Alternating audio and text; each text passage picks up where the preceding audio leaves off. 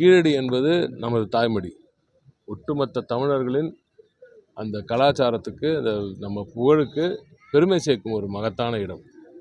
மாண்புமிகு தங்கமண்ணன் அதை எவ்வளோ உணர்வுபூர்வமாக அதை நம்ம சட்டமன்றத்தில் அது பெருமைகள் எல்லாம் எடுத்து கூறினார்கள் என்றெல்லாம் உங்களுக்கெல்லாம் நன்றாக தெரியும். அதற்கு ஒரு இலக்கு வருகிறது என்றால் அதற்கு குரல் கொடுக்காமல் வேறு எதற்காக பொங்குவார்கள் என்று தெரியவில்லை. என் மேலே என்ன வேணால் அவங்க பேசிட்டு போட்டோம். ஆனால் தயவு செஞ்சு தமிழ் மீது கொஞ்சமாவது அக்கறை காட்டுங்க என்பது தான் எனது கோரிக்கை. மதுரையில் முருகன் மாநாடு நினச்சி திமுக கட்சியினருக்கு பிடிக்கல அப்படிங்கிற மாதிரி பல்வேறு சொன்னதெல்லாம் பாஜகக்காரங்க என்ன சொல்லுவாங்க.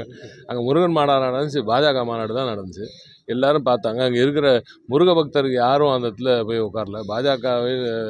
பாஜக காசு கொடுத்து கூட்டின்னு வந்த பல பேர் உட்காந்தாங்க. அவங்களுக்குமே சரியாக உட்கார வைக்க தெரியல. அவங்களுக்கு உட்கார வச்ச விதமை பார்த்தீங்க. எல்லாம் பாவம் சேரையும் இதையும் தூக்கிட்டு வச்சுட்டு தலையில் தூக்கி வச்சுட்டு வெயிலில் நிற்க உட்கார வச்சு வந்த தொண்டர்களையும் அசிங்கப்படுத்தி அமைச்சிருக்காங்க. மாண்புமிகு முதலமைச்சர் அவர்களின் இந்த நல்லாட்சியில் தான் எனது அருமையர் அண்ணன் நமது சேகர்பாபு அண்ணன் நம்ம அமைச்சர் அவர்கள், அறநிலைத்துறை அமைச்சர் அவர்கள் எவ்வளவு பெரிய சாதனையை செய்து கொண்டு இருக்கிறார். 3000 குடமுழுக்குகள் திராவிட மாடல் ஆட்சியில், திமுக ஆட்சியில் 3000 குடமுழுக்குகள் செய்திருக்கிறார் எங்கள் முதலமைச்சர் அவர்கள். அதில் எத்தனை முருகன் கோயில், எத்தனை மற்ற கோயில்கள்லாம் இருக்குன்னு தெரியும். ஆனால் இதே எதிரில் இருக்கும் இந்த பாஜகவினர் இந்த முருகன் மாநாடு என்ற போர்வையில் அவர்கள் நடத்துகிறார் இந்த கூற்று.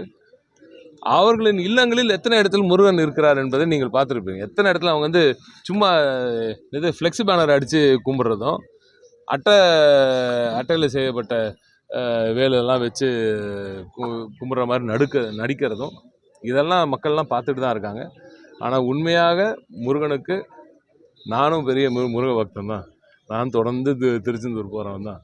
ஆனால் நான் சொல்கிறேன், நிச்சயமாக எனது அருமை முதலமைச்சர், நமது முதலமைச்சர், திராவிட மாடல் முதலமைச்சர், அனைவருக்குமான முதலமைச்சர், அவரது நல்ல ஆட்சியில் தான் அறநிலையத்துறை மிகப்பெரிய வேகத்தில் அதற்கு சொந்தமான சொத்துக்களை மீட்டு, பலாயிரக்கணக்கான கோடி சொத்துக்களை மீட்டு, பலாயிரக்கணக்கான குடமுழுக்குகளை செய்து மிகப்பெரிய வரலாற்று சாதனை செய்திருக்கிறது. பேரறிஞர் அண்ணா அவர்கள் 28 வயசில் முதல் பேச்சு அவர் மாநாட்டில் பேசும்பொழுது அதில் சொல்லியிருக்கிற அறநிலையத்துறையை விட்டு கொடுக்கக்கூடாதுன்றது அந்த வரி அதில் இருக்குது. இன்னைக்கு கூட அதை பதிவு போட போகிறோம் பாருங்கள்.